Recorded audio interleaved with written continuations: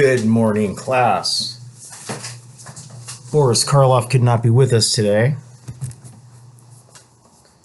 So today we are joined by his kind of competitor of the time, the 1930s Gothic horror Hollywood films, Lon Chaney. You got Boris Karloff as Frankenstein, Lon Chaney as Dracula. Both great. Both very unlike the books. So, this is part 3. It's been a wild ride. And here we go. Let's finish this. Victor is despondent. He wants to keep on chasing the demon. He wants to kill him. He's killed his whole family. And he's worried about humankind, but he has no strength. He's super anxious. He cannot control his impulsivity. And he's dying. So on page 200, Victor dies. His eyes closed forever, as Walton wrote to his sister Margaret.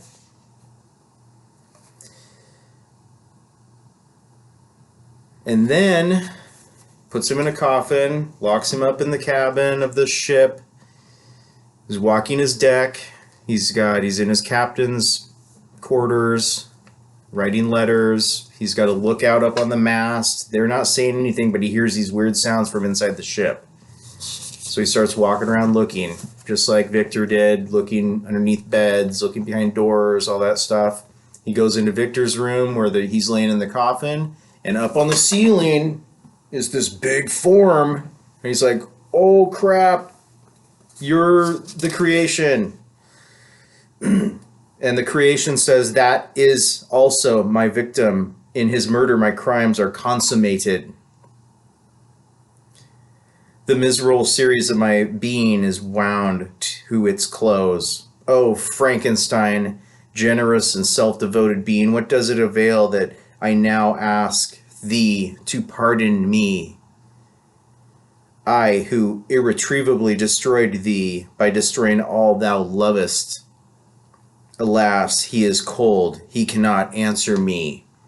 So all those E rhymes in there should not be lost on us. That was not a mistake.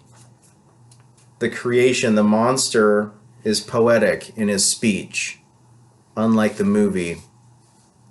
The demon continues to talk and says, man, there's another side of this story. He goes, I was the slave, not the master, of an impulse which I detested yet could not disobey. He was the slave to Victor's impulses. Yet when he died, nay, then I was not miserable. I had cast off all feeling, subdued all anguish, to riot in the excess of my despair. Evil thenceforth became my good. Urged thus far, I had no choice but to adapt my nature to an element which I had willingly chosen. The completion of my demoniacal design became an insatiable passion, and now it is ended. There is my last victim.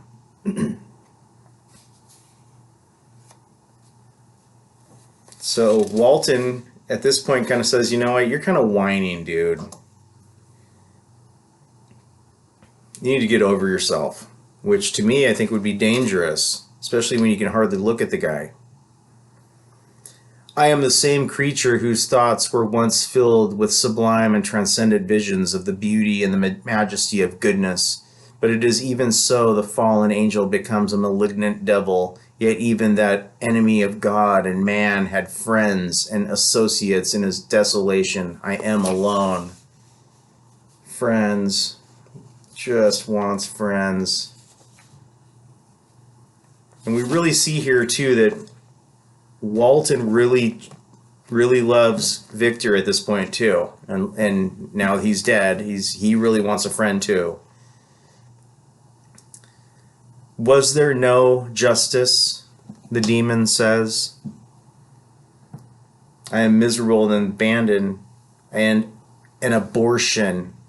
I am an abortion. Can you believe that people have been talking about body issues for this long?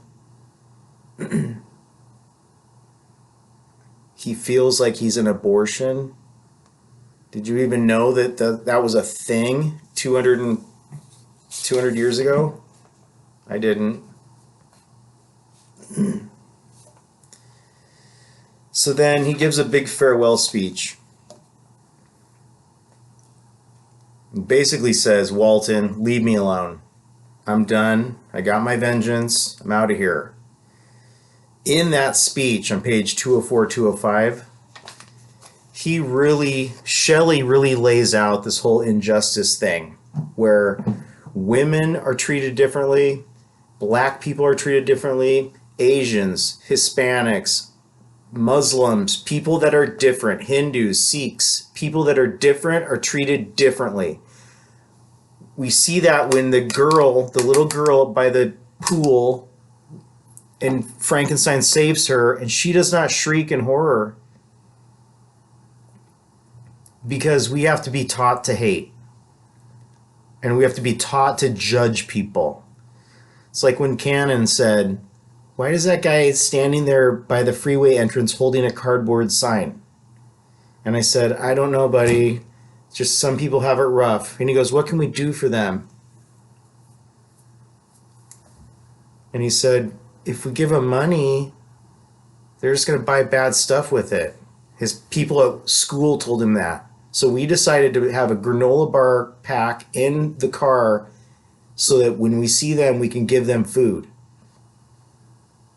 So we have to teach hate.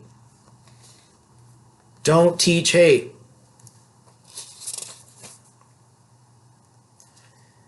And then 206, the book ends, and I think it's just that we all, humans and creatures alike, we suffer from lack of friendship. And I think Victor and the monster suffered co-equally in Mary Shelley's amazing book, Frankenstein, or the modern Prometheus. I hope you had a good time with this, like I did, class. This is Lon Chaney of Dracula fame, a 1930s competitor of Boris Karloff. And they kind of talked crap about each other, which was fun. And you can find all that stuff if you want the extra credit. I hope you enjoyed Frankenstein as much as I did. This is Lon Chaney. Good afternoon, class.